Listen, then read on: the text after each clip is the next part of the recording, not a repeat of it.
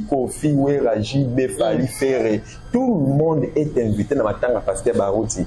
Donc écoute, on a anticipé maman comme madame Aurélie pendant qu'on est là, OK, le 23 juin na Tata Raphaël selon programme oyo Carlos Barouti a signature et lelo dans le beladino boé moto oyo azali na signature ya ba église ya Branham tout à travers le monde ezali mwana nae Joseph Branham on ba lobela ngote mais na tongo ya dimanche ce que vous allez musika yaka na moi la mano ya pembe na sac parce que dimanche na tongo to lingi stade za la décorer na pembe la biso ba journaliste plutôt taka pembe parce que c'est pembe l'évangéliste c'est un ordre biso to na biso ba ta message Pasteur Barouti a commencé déjà âge à 77 ans pour dire que tango monta qui déjà âge à 77 ans et va ébélé et adaki lisusu na bopikiliki oyo biso ba bilenge to za na moté Barouti a plusieurs reprises ba proposer qui akoma ministre na mboko akoma sénateur na mboko mais aloba non nganza mabenganga na salela ya temps plein soki kutu na sera kala azalaka directeur na magasin munene ya mundele na mboko na époque zaye mais a démissionné na magasin wana tika. Très heureux de vous retrouver encore une fois de plus. Toujours sur notre chaîne, on dirait que Gemidor TV. Abonnez-vous massivement, likez, partagez. Quand vous salaka, et ça là vraiment la votre Kitoko Makas. Là, je vous souhaite déjà bienvenue dans notre émission Baye Bakenda Sang. Baye Bakenda Sang, une émission présentée par la vôtre Aurélie Vangou, la maman des garçons capables, autrement dit la mbingazor de la presse congolaise. Et moi, sur Kalamnen et mon naturel, le bien tongate, amboumate, naturel comme vous les constatez. Aujourd'hui, Aurélie Vangou, nous avons vraiment comme église corps de Christ vraiment en général mais l'église message en particulier au tout pour bon ça icône moko ya munene les révérends pasteur Barouti Kasongo atika kibiso en tout cas les autres l'une des moko ya évangéliste et église na yeto komeka un peu vraiment pour solo à loin et à large tout y va vraiment sangango ya mbalakata et comme biso ko perdre l'homme de Dieu ya munene boy na kata mboka na biso et comme ki nene to beta vraiment le tout droit et les à côté par rapport ya masolo et comme biso ya diwa en tout cas avant de faire ça l'évangéliste maloba na pesa penda mbote mina ba yona basala toujours bon c'est scotché pour na soutenir Aurélie Vangou de pro de loin là je vois mon boss de Ondinga les grands archivistes balobi mutumoro les fanda une tête bien faite en tout cas et Kendara Bongo Makans vraiment mon boss merci beaucoup pour l'opportunité et ça là vraiment Aurélie Vangou Kitoko Makas sans oublier Maison Africa africaine grâce divine chez Mamistone ah oui balobi salé zaka moko donc les na et ça là vraiment bien ma tâche Clarisse Vangou je te salue pourquoi pas toi Junior Vangou papa chéri je te salue héritier Matengo mon réalisateur le plus intelligent mais quand un peu pour voilà le plateau d'accord ça directement l'évangéliste l'homme de Dieu qui est déjà à ma droite à qui je dis bonjour et bienvenue au monde de Dieu. Merci beaucoup madame Aurélie, c'est l'évangéliste Mathieu Alain Gambende tozana esengo mingi ndenge oye kotala biso na épreuve autozole kanango ndenge bibelobi bayebaka baninga malamu ndena tanga passe voilà tanga passe autozana ngo bino boye kotala biso et vraiment ça nous a touché au cœur to tikobongisa papa na biso Barouti Kasongo notre père spirituel a otikokufa et to sepeli ndenge délégation na bino ekiti awa aux environs il y a l'église Nabiso Barou Tabernacle à Onarigini pour n'atomé un peu Koloba afin que le corps de Christ bananza betu va éparpillé à travers le monde base information mon vrai information mon fiable pour na bioka yoka zoloba matro yango to save to mi pesa qui na exercice yo to meka pour éclaircir bananza. Merci beaucoup, tout un peu éclairci Bananzambe, l'homme de Dieu, en tout cas, et ça les abonnés fidèles de Gemidor TV, les Gemilove, oral, nous sommes pour bien abino. Ah, vraiment, beaucoup d'informations en source, parce que les ont dit, n'a pas les à côté, et je le vois vraiment minima cassé. L'évangéliste Mathieu, vraiment, parce que tu as eu moi trop de mots sur le bas, vraie cause. Il y a Liwa, il y a pasteur Barouti, et Zanine. En plus, ça m'a comme les bisous malgré bon to éviter. Le pasteur Azaki malade, le pasteur Azaki n'a pas les alabatum sous à souffrir des gens en soi, mais à la un peu à la traitement ou comment. Mais quand un peu expliquer, bisous pour tous à la paix, tout ça un peu confus. Ok, d'une manière claire. D'abord, tu viens d'abord te rappeler Bananzambe o batana bazokola dabiso avant loba o na koloba batanga d'abord Ecclésiaste chapitre 7 verset 2. Ecclésiaste chapitre 7 verset 2, batanga pe Jean chapitre 11 verset 47 à 53. Les deux versets on attend bakotanga ngo bako comprendre un peu en détail parce que awa télévision est en Conga. Parce que Barout a commencé déjà âge à 77 ans. Pour dire que tant au Montakoki déjà âge à 77 ans, il va ébélé. Et à des sources na bopi kiliki oyo biso ba bilenge tout ça na moté. Normalement beaucoup remarqué même que avant que des voyages na yasuka oyo na Canada parce que il faut beaucoup l'informer que parce que Barout a formé ça ba église ébélé na États-Unis d'Amérique, na Canada pas formé ça ba église, na Chine a formé ça ba église un peu partout dans le monde. Parce que Barouti encore qu'il m'a malaise d'abord à Kinshasa, nous autres lingana qui est traité comment qui n'est bien docteur privé n'est pas le bon par mesure de prudence ça là va voyage au Canada à Montréal pour n'a-pas qu'il reçoit au moins check-up. Mais avant à qu'il ne voyage on est à check-up beaucoup remarqué que dans la vidéo moi que tambola mingi na réseaux sociaux il y a une jeune fille mon jeune sœur mon avec le baquet on s'en a un temps si bien mon kili et si les trop dans la wapi na lola.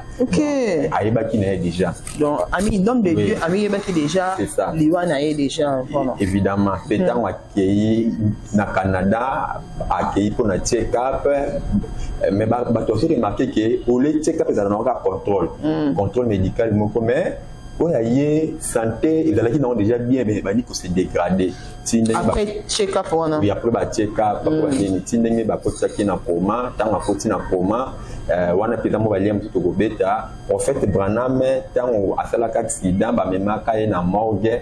Na morgue ba même en fait Branham ba tu es malade ba là na morgue wana na ba coma na ba nini ba bikaka de la même manière que passer ba route ba côté ici na coma ba tu ba là na coma ba biki ya yemoko akufi pona yango la kisi ki azala ki vraiment vrai disciple pour ba ndaki ko ça la relève il y a message à Branham à travers le monde et ndenge akufaki wana d'autres on a déjà ils ont na Canada ba processus ils ont déjà parce que comme selon évolution il y a des questions non dingue aux poser. Merci beaucoup l'homme de Dieu en tout cas les abonnés fidèles de Gémidor TV vous comprendre c'est quoi vrai cause ya liwa il y a le pasteur Barouti parce que toujours comme belé les on dit pe ezo le kami bolinga mingi koye ba na source ndenge biso tout ça les pédales descente ah na source toi vraiment ben information comment est-ce que liwa il y a pasteur Barouti et cause na wezali mais ce qui nous étonne tous Bana Congo, Bana Paris, partout dans le monde, Bakoumi tout, na pasteur Barouti a koufi, oui, c'est bon, bien, Zamba, Bengi, une émission na Mokili,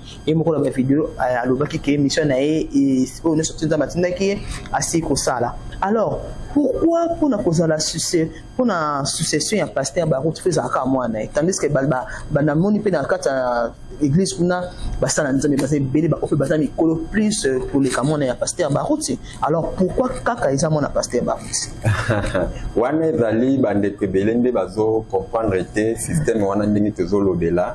Bande que faut pas comprendre que pasteur Barouti atika qui trois pasteurs associés. C'est le pasteur Oyo Atea qui ordre dans l'église. C'est l'unique pasteur depuis histoire à message de Banda. Parce que l'église, il y a pasteur Barouti, il y a l'église mère, il y a Branham à la RDC.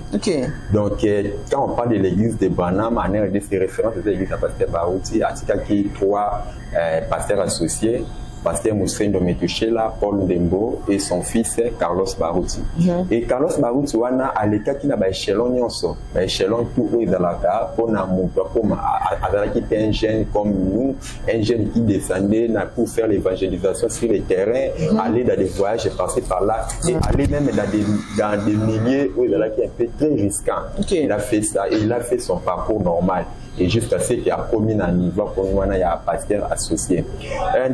Na kolingana rappelé batu anecdote moko président na moko ya Kalamobu pour Maréchal alobaka na collaborateur na moko omoni bana nanga o na tindeli yo bango osala bango formation militaire bana wana pesa bango formation militaire ndenge ba soldat to ba formation soki discipline soki akolia vundule ndenge ba ninga to alia donc pesa na formation moko dur ndenge Et c'est la même formation au Carlos Barouti Wanazwa.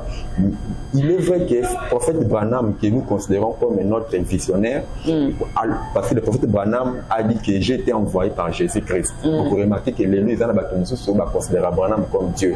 Alors que Branham lui-même a dit je suis prophète de Jésus-Christ. Jésus-Christ est le Dieu, c'est Jésus-Christ qui a toute la plénitude. Le prophète Branham, église naïe, et bien comme il y a Branham Tabernacle.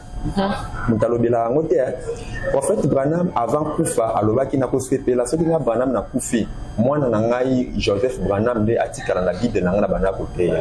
Et les lonés dans le belabino boé, moto ya dali na signature, ya ba église de Branham tout à travers le monde, dali moi nanae Joseph Branham. On a balobela ngoté.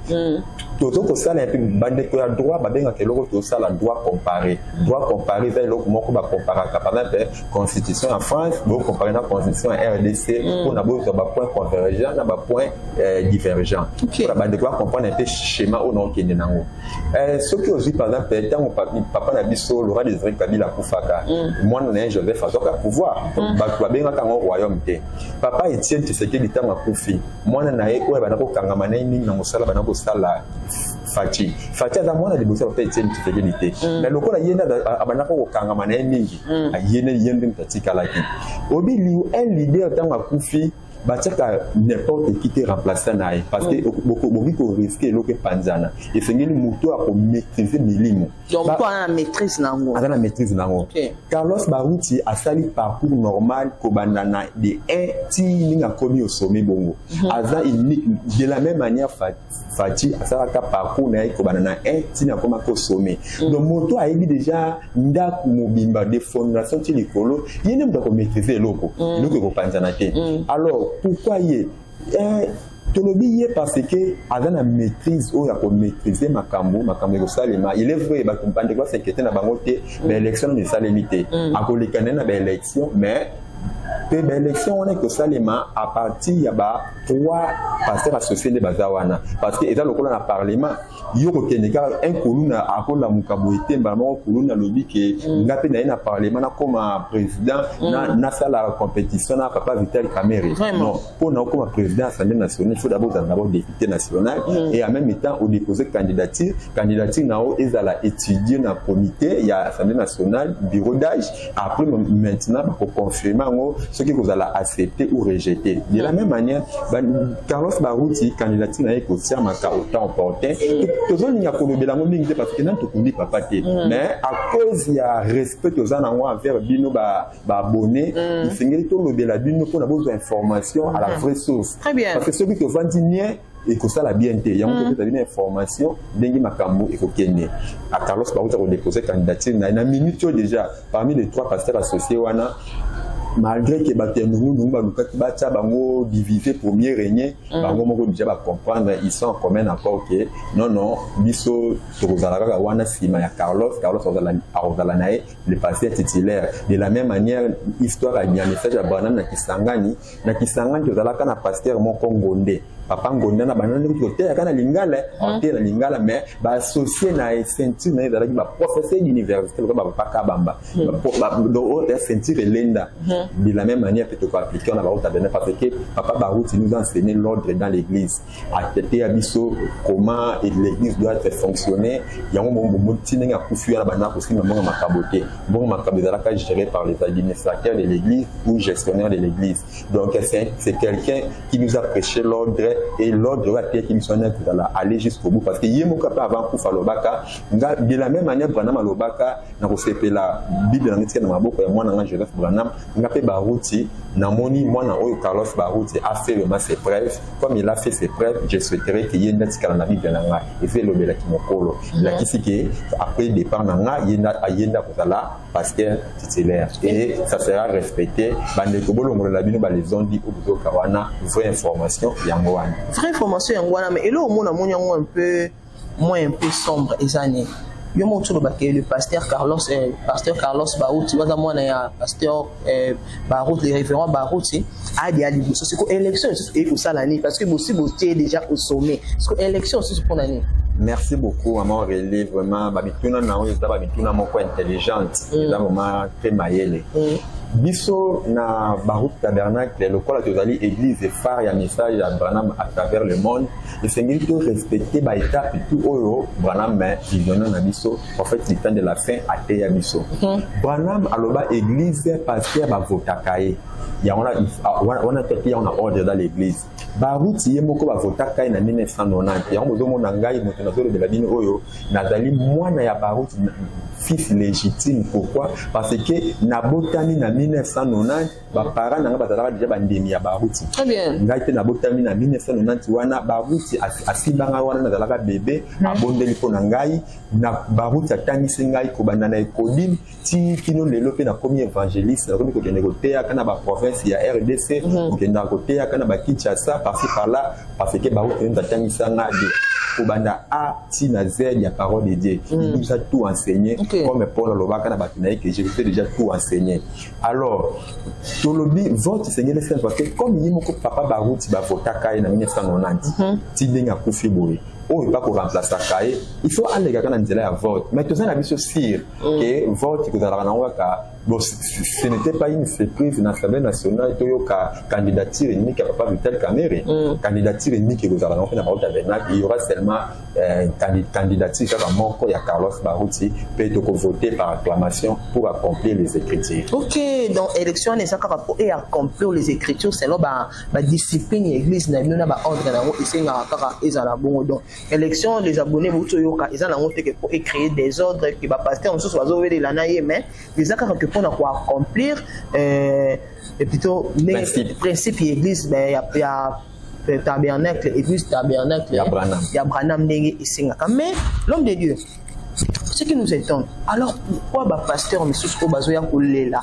Toi, c'est bazoya au Sabino, balobi ban ya tabernacle ya église à pasteur Baroute c'est boso benga na basala nzambe pourquoi? OK, na à partir ya question na wana siko to kolobela bana nzambe balanda citation oyo Branham a été prédication moko to benga kango amour divin. Prédication Branham amour divin batanga na paragraphe 4. Branham alobi boy que ezam malamu te opesa mu ekozala malamu na pesa madame Aurélie ndenga za na bon moniboye ata moi eteni muke ya fleur. Très bien. Que na zela jour madame Aurélie akozala te na memela siko yo kama boke minene ba fleur. Ba bouquet wana pene minene. Il a kisi aimons nous vivant. Très bien. Branham a été habitué depuis kala aimons nous vivant. Mais tu remarques qui Baroute tenga kufi wana ba te belé. Il y a un mot à partir de verset il y a Jean chapitre 11, verset 47 à 53. Vous remarquez que Baroute est mort de chagrin. A kufi na mawa na souffrance na motema parce que kaka ndenge Joseph ba ne connaît pas pour l'ingaité. Pourquoi? Parce que ba ne komona balobi na Jésus ce qui te dit que Jésus na ba miracle va comme que ça la pour ressusciter ba Lazare ou a continuer pour vivre. Ben l'église n'a plus de rester ici là. Mais le Seigneur dit ka to bomai. Et Bible lobi na ce que botani wana bien na Jean chapitre 11 verset 47 à 53. Dès ces jours-là les pharisiens. Qui sont les pharisiens? Banganga nzambe. Banganga nzambe ba pasteur balobi to bomai pona ba l'église na biso e kaukate. C'est ce qui s'est fait aussi na pasteur Barouti jalousie. Comment montulelo ezali kaka te kotuba mutumbeli. Kolbe fait déjà réputation à mon président déjà pour Bomae. Ah bon? Barouti boyebi ki article qui na droit chemin. Kaka yende mtemana côté abatuke Jésus-Christ est Dieu. Mais bande konsi anga mukuna baté abatu Branham est Dieu. Barouti a dit que Jésus-Christ viendra un jour dans l'enlèvement pour la seconde venue. Mais bande konsi kuna ba oh non, seconde venue de Jérusalem. Barouti a dit ah, ceux qui me dit que seconde venue de Jérusalem. Si pour la nuit bon continuer que baptiser batu pour la nuit continuer pour évangéliser. Je sais que ces jours à quoi il y a la seconde venue et que ça la marque enlèvement. Une Bible dit que les morts en Christ ressusciteront premièrement et nous partirons à sa rencontre dans les airs. C'est quoi biso a que ça na mokili to liya to mela baji. je sais que ce jour à Koya, tu continues toujours quand vous êtes dans mon kilo, tout au matin, qu'on a enlèvement. Très bien. Barout, babané, ko finga et tout, on comprend et tout. Pasteur, à Bali 12, Basi 13, Basi. Moi, Barout, ça veut dire, Ngai Barout, depuis la banda côté, Natalara, kana moi, si, nanga, manko, oyo, Alphonsine Bazenga. Penatika la Koye, banjo, te à moi, si, monsieur, souté, kaka Alphonsine Bazenga, oyo. Mais, pasteur, monsieur, souté, la pasteur, yote, ya, Toniloba, mais il m'a commis na Basi 12, 13. Elle a côté ma Bible, c'est dans la wapi.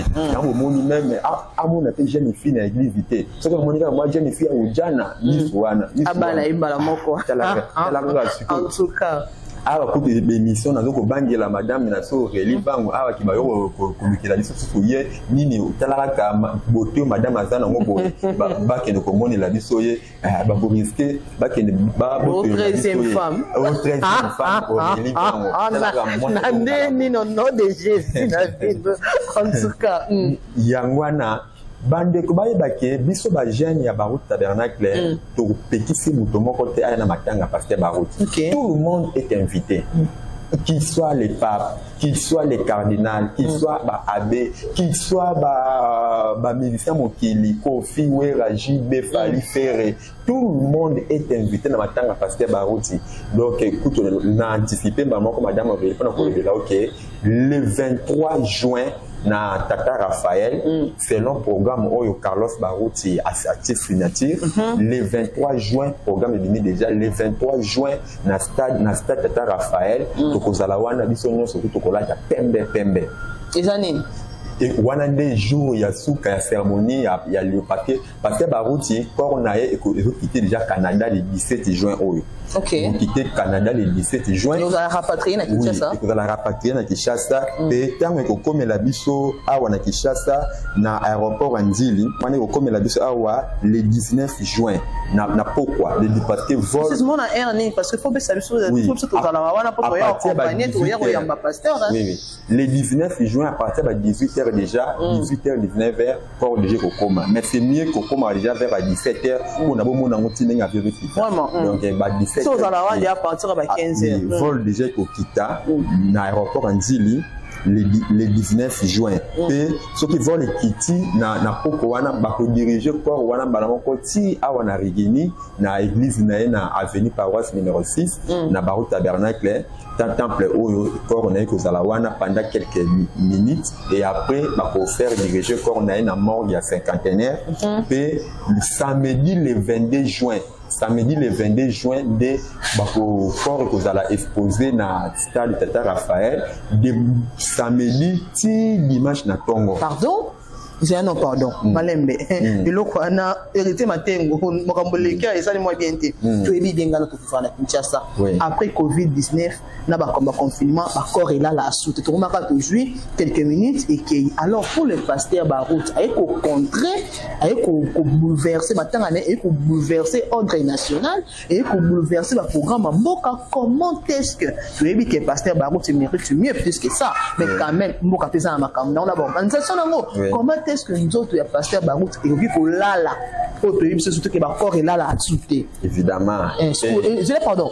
Il y a ça et puis tabernacle les nous sali pour nous un monopole pour défoncer le quoi ils allaient soutenir dans mon on a dit pasteur Barout. Vraiment bande côté de l'analyse vraiment vraiment que maman Aurélie azali bien informée et avant de na mibeko aidi mibeko ya mboka bien vraiment. Donc cela veut dire que to benga on a français veille mortuaire ko sali manango to ko tsara encadrement ndenge ko zala corps et wana pendant quelques minutes et kozonga na morgue et dimanche mais biso to kolekisa butu wana na Tata Raphaël.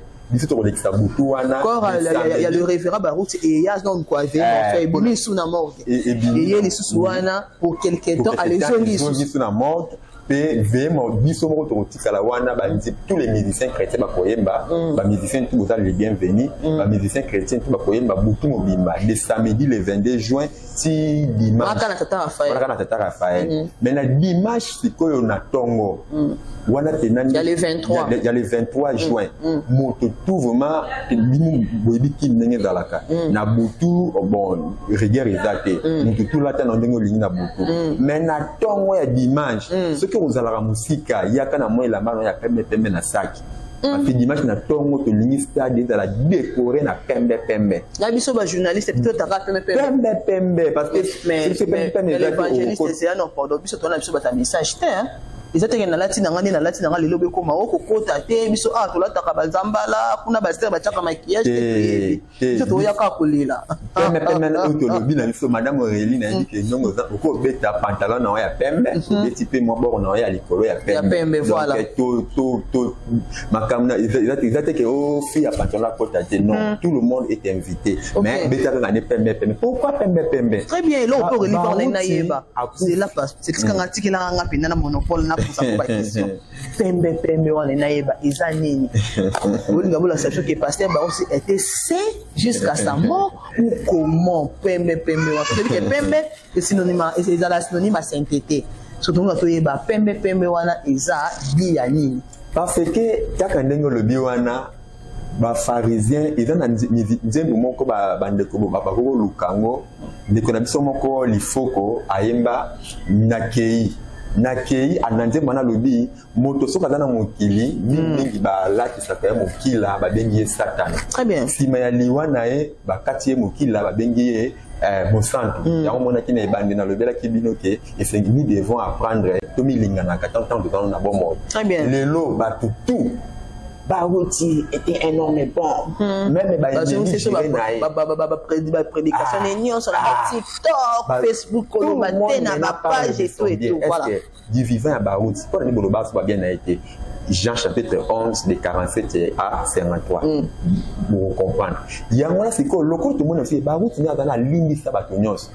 Pour votre information, avant Barouti a Koufa, même pasteur Dioka, il y a Shekina, Barouti Banaro Kendekuna, les pasteurs Dioka d'ailleurs, Barouti a tiqué la cher, à Théa, jour il y a dédicace, il y a temple, mon nom de Barouti a Benak Théo. De la tique, Barouti a Kendana, na N à Moutouté, na Likamuna Moutouté. Même James Maloubeki, ceux qui vont mettre sur Facebook, James Maloubeki, comme Boromonae, a fini à passer Barouti, a fait passer Barouti, Bakadiosha, il m'a dit, Mamakambo ya ligne de la Kadiosha, qu'on formonte les Makamalokuta. Fin de fin Zamba Betaye, James Maloubeki wana kenda komona passer Barouti limbisanga na kosela makambo pendant 10 ans na internet. En tout cas 10 ans. Mais Zamba Betinga limbisanga passer Barouti yambi a limbisie. Biso ko to fasha to tomboka mais yemo papa limbisier. Le ko to mona ki mutema ya bongo na to mona ngote. Ya to mona ki Barouti est mort comme Nengi Beloba sans tache ni ride ni rien de semblable. C'est sur cette raison-là que l'unité de la pembe la qui moni monae izali na isika ya pembe isika ya lola isika ya kembo isika l'unité de la pembe parce que azali te motema pembe abanaki ko kabela batu nyonso ezala ba shege ezala ba abanaki ko kabela batu nyonso pe ya beaucoup remarqué même yene te manako ti ya biso même que toute autorité vient de Dieu. C'était les autorités établies bande konya bana ba finga yo ba route la kisi ke fatia lesi mbongo wa non ba toute autorité de Dieu. On te le dit nulle part dans la Bible le biso ke biso ba chrétiens tous là non position tout thème là bas conduit. Nous les chrétiens nous devons être là derrière l'autorité établie. Tout le monde de la on a baron tout prier pour la baron. Baron a plusieurs reprises ba proposer qui a comme ministre en boko, a comme sénateur en boko. Mais à l'oba non nganza mabenganga na salle là en temps plein. Soki kutu na sera kala azalaka directeur na magasin munene ya mundele na mboko na époque zaye. Mais a démissionné na magasin wana tika. Pourquoi? Parce que le salaire au babana ko futa ya wana bana ko permettre à son barata mutuka par mois. Ba témoignage Jésus yemo ko lobango. Mais nyoso wana tika on na mosala ya nzambe. Ça la temps plein na mosala nzambe. Temps plein na mosala nzambe. Vous remarquez même que ils ont ba photo ya kangana papa na biso Fati, ya on ko profiter pe biso ba jeune ba tabernacle to lancer le papa Fati invitation officiellement. Donc c'est pour la Roma dimanche le 23 juin papa Fati vous êtes déjà mwana kin et dit il est né dans la carte. Betale na pembe ama Denis Nyakero pe abeta blele na ya pembe voilà boza la wana na stade de Raphaël qu'on a honoré l'homme de Dieu voilà papa nao on dit que papa nao baruta banara toujours kolela ko bon de la bino bandini botelema tout bon de la pona papa Fati bandimi botelema prions pour les autorités tout bon de la pona bokeza na kimia soki mobulu guerre ça na mboka moyen de évangéliser que ça parce que ba uta bana ko évangéliser tina ba fond la forêt équatoriale na ba yimbo ba uta ba beta bato na masasi na forêt équatoriale tout na ba rebelle ya eyele ba uta a risqué la mort à plusieurs fois même la frontière na ba Angola kuna il partait toujours évangéliser avec qui évangéliser na ba États-Unis d'Amérique na ba Chine bien que kuna pas ça na ba église mais il était un pasteur de confort, paix, pasteur, à Bifika, à Passi. Lui, il partait partout. Il y a un moment où il causait bien avec les grands, il cause aussi bien avec même les carapousses. Barout, toujours, moi, il comme ça, toute tendance confondue. Toute tendance confondue. Barout, il tortine les carapousses, qui était dans mon tocané, il dit que son nom, tortine les carapousses, à assommer tortine les carapousses. Ma vidéo, n'a pas fait ma image, et dans où il m'a casé le bango. Donc, c'est là, c'est venu que, à Pawana, à l'Engaki, Congo, et ma casse. Il y a un avantolini, vraiment, que les sommets en Moka, papa Fati, Azalawana, na Matanga. Azalawana Matanga, en tout cas, merci beaucoup.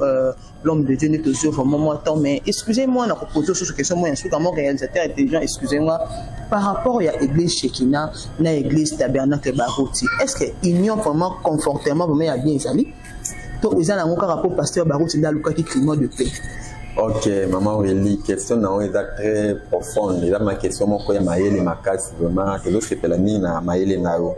Bandeko bae te frère Branham aloba eloko moko le Branham babundaka simayandako. Pe ezana témoignage mo na Bible ko yebi yango bien. Paul alobi Abraham n'a jamais douté par l'incrédulité. Donc Paul a fait faire toujours témoignage à Malam pour Abraham, a tikala kite ko lo témoignage à Mabi pour Abraham. Il est vrai, les lobandeko tout, bazo lo bana bolam pour Barouti.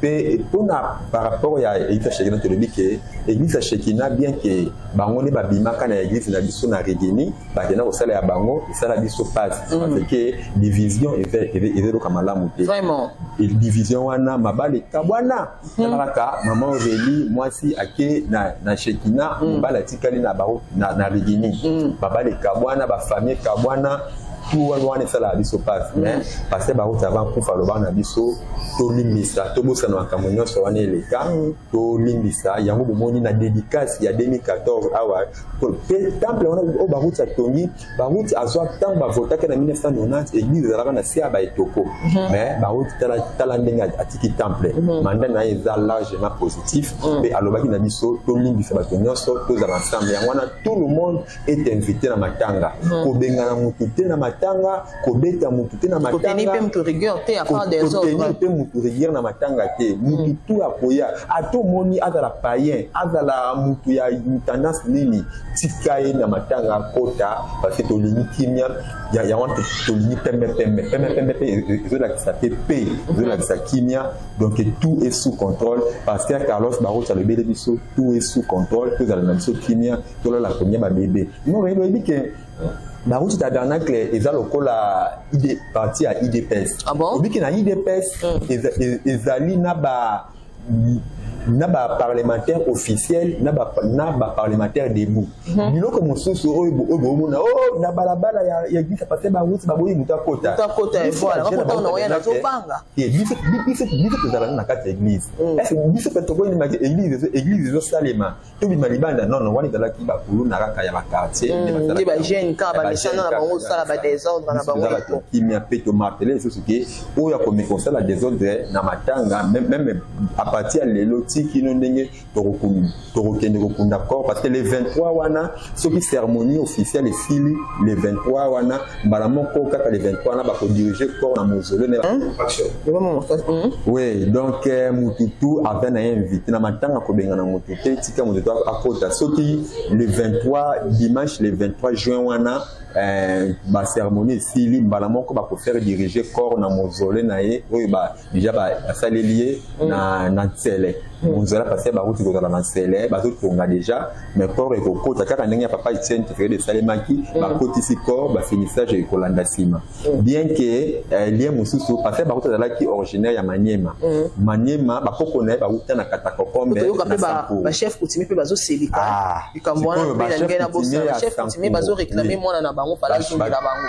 très bien ba chef coutumier à Sankuru na Katakokombe ba osenga nzo to de kuna mais nyonso ki zana na étude basi ya na mausolée ya Sele soki après ba kotala soki pe ba kosalela ede lié ezala ntsele ezala Sankuru pe basalele mausolée wana kaka batamayele bazo kokanisa nanu comité de l'église ezana bomoko unité zali kimia ezali nyonso to ezo salema na kimia. Merci beaucoup c'est ça na kimia en tout cas l'évangéliste Mathieu maintenant on pour ça qui relevant tout ya tout simplement ba précision na ndenge vraiment ya ndako tout simplement ba information na source ndenge toujours essayer de vraiment bien makasi. Merci. Merci beaucoup. Les abonnés fidèles de Gémidor TV, là, vous comprenez déjà que nous sommes arrivés à la fin de notre très belle émission Baïba Kenda Sango, une émission présentée par la vôtre Aurélie Vangou, la maman des garçons capables, autrement dit, la mbingazora de la presse congolaise. C'est beaucoup qui vient nous connaître l'évangéliste Mathieu. Alors, tu peux savoir vraiment des détails sur Aurélie Vangou et en bas, exactement. Et là, Aurélie Vangou, on a pu mettre à c'était, Moussa Nanzamba, Tikoloba, tout ça là, vraiment, la kimia, tout là, les prophètes, et mon ya kimia, Pambati, Azali Motonan, Azalaki Motonan Zambe, a Koufikati Nabunzambe, Azo mérité bonheur et hommage et qui est vraiment Nandenge à bien. Grand merci de votre fidèle branché pour Orlando Aurélie Vangou. Voilà mon Arthur Playboy, le pack de la presse, Arkabulan, Briantan, Yanganeko, Zalara, voilà pour Aurélie Vangou, Asala Kama Cameroun, les autres. L'initiateur c'était Yontinga, Akanga Masolo, la chaîne par excellence.